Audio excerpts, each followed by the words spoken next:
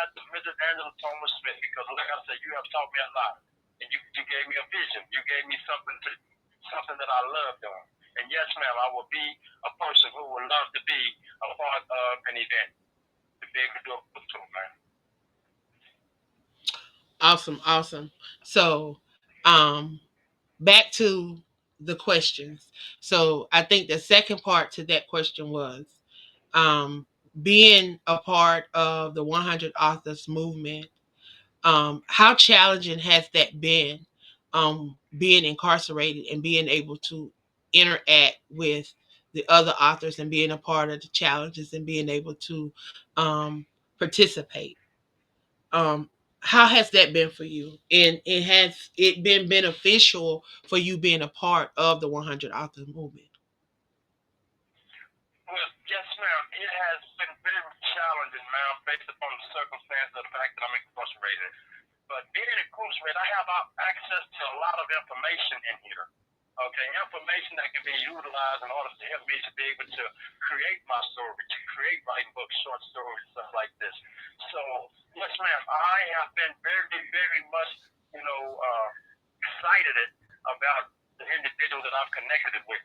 And, through the Cool Podcast, I have been allowed to collaborate with other authors and other podcast hosts and individuals who are part of the Cool Podcast on Aspiring Authors Magazine. And with that, it's been a challenge, man, but I just have to stay focused and stay positive and stay strong and keep doing it. I can't make no excuses because we won't stop. I can't make no excuses. I don't have any. So yes, ma'am, it's been very exciting, man. Well, definitely, I thank you for sharing.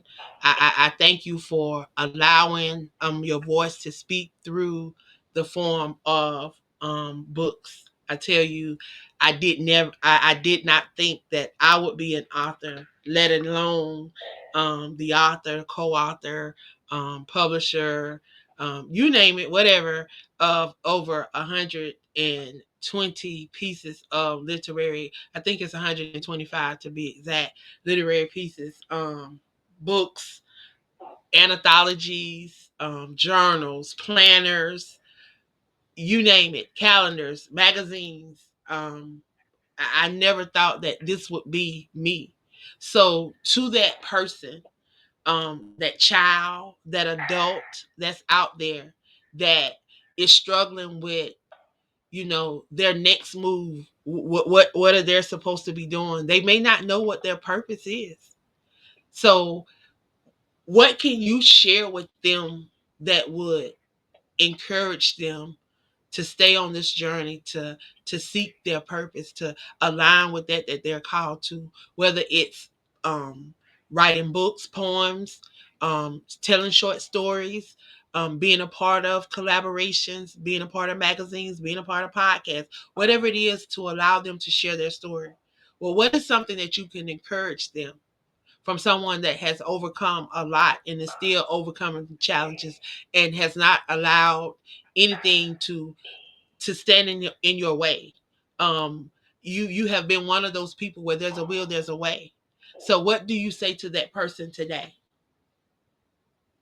Ma'am, I would love to say whatever you do in life, always find patience. Because patience is a virtue. Patience will give you the things that you need to see. Patience is something that a lot of people don't have. But patience is something that if you find it and you latch on to it, the things that you're looking for, God will provide these platforms, whatever it is in life that God that you need, God will provide it for you. Always stay focused on the big picture.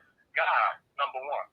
Because like I said, he will give you everything, even when you don't think he's gonna give it to you. That's what I've done.